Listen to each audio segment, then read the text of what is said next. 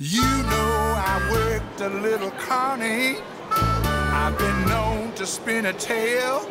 I slept in many a boxcar, traveled up and down the rails.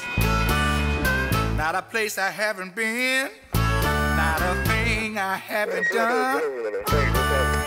It's a little cold, it's a lot windy. Yes, it's Chicago, and you're going behind the scenes with America's Most Wanted. Yes, I'm the magic man. The city has created perhaps the most sophisticated surveillance system in the whole world. Yes, I can. There's people walking on the street here, there's cars, there's honking, there's a train coming by right now. What does it take to put this show together when we have all these other distractions during the day? One of the real challenges is audio, you know? People don't realize, for example, today it was so noisy. We had a Bulls game right over here, Chicago White Sox, Chicago Cubs, President Obama was down. Hockey. The Blackhawks were here, Grand Prix race, Formula One run right by here, and then NASCAR. And a powerboat race. Yeah, today you actually got to go to an area that most members of the public, most people who live here would never see. What did you see today at the Chicago Police Headquarters? Well, I'm a great believer in surveillance video, not to violate anybody's civil liberties, but in common areas. It's been proven in England to reduce crime tremendously, and it helps convict the guilty. When you've got a videotape of it, then you're able to prosecute these guys in court. Chicago has probably the biggest and maybe one of the most sophisticated surveillance systems in the world.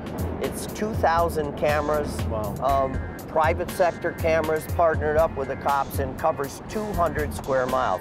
So they catch a lot of bad guys, they record a lot of crimes because they've had an unprecedented amount of homicides here in this city this year. This city's really caught in the throes of an extraordinary stream of violence. I know you're going to be spending some time with family members of other crime victims, people who've experienced what you've experienced, and they've gotten together, purpose over pain. You're going to be talking to them. What do you think you're going to be talking to them about? They're trying to do a lot of things in this city. They're trying to educate people to what the consequences of violence are. They're trying to change gun laws, which I think are a really important thing. Now legislators are saying the National Guard needs to be brought in. They don't need the National Guard here. They need the help of the private sector. They need businesses to step up to the plate, and they need the help of the public.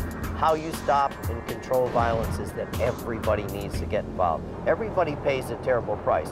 And it's not just the kids that are killed, it's the families that are left behind. And I always do it with trepidation. It always takes a big chunk out of you to meet other parents, but I think it empowers them, and I usually leave saying, you know what, you're making sure your child didn't die in vain. You're trying to make a loud statement that this is painful, it's hurtful, and it shouldn't be happening in this beautiful city. People who are watching on AMW.com may know something. What should they do, John? You know, once in a while you hear this stop snitching thing come out, and you're a punk if you squeal. I say stop and think about it for a minute.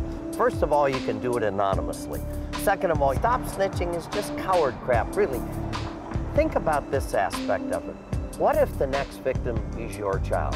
What if the next victim is your sister? How would you feel about the fact that you knew that there was a shooter out there, that you never told anybody, and somebody got killed? It's not about stop snitching. It's about maybe saving your own life, saving a loved one's life. And those families, trust me, are absolutely desperate for justice.